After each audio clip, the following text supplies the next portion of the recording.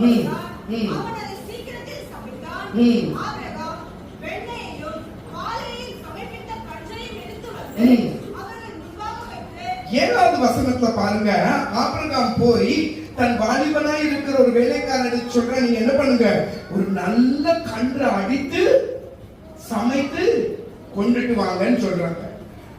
5வது வசனத்துல 6வது வசனத்துல சாராள்கிட்ட என்ன பண்ண சொல்றாங்க, அப்பம் பண்ண சொல்றாங்க. 7வது வசனத்துல வாலிபன் என்ன சொல்றாங்க, இளம் கன்றை அடித்து அதை சமைத்து வாங்க சொல்றாங்க. இப்போ 8வது வசனத்துல பாருங்க என்ன நடக்கிறது.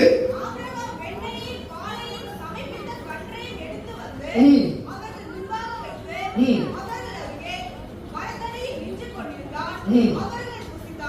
அவர்கள் புசித்தார்கள்.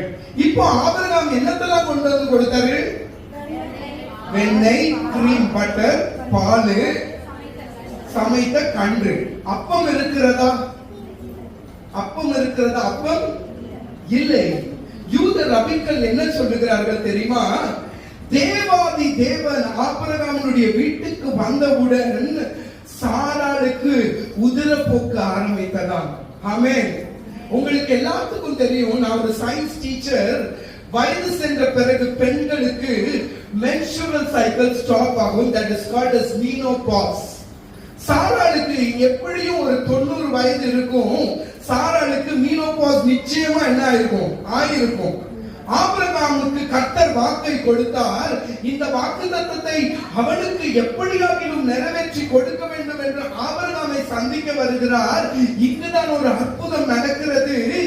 என்ன நடக்கிறது, சாராள் started menstruating. ரபிகள் எழுதுகிறார்கள், சாராள் menstruate பண்ண ஆரம்பித்ததினால் தான் சாரா சமைத்த அப்பத்தை ஆபிரகாம் தேவருக்கு என்ன செய்யல, படைக்கல. அங்கு ஒரு அற்புதம் ஆரம்பித்தது.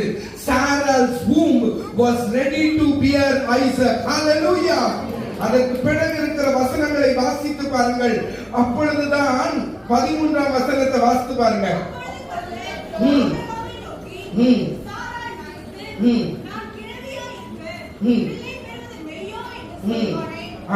அதற்கு பிறகு ஆண்டவர் என்ன சொல்றார்,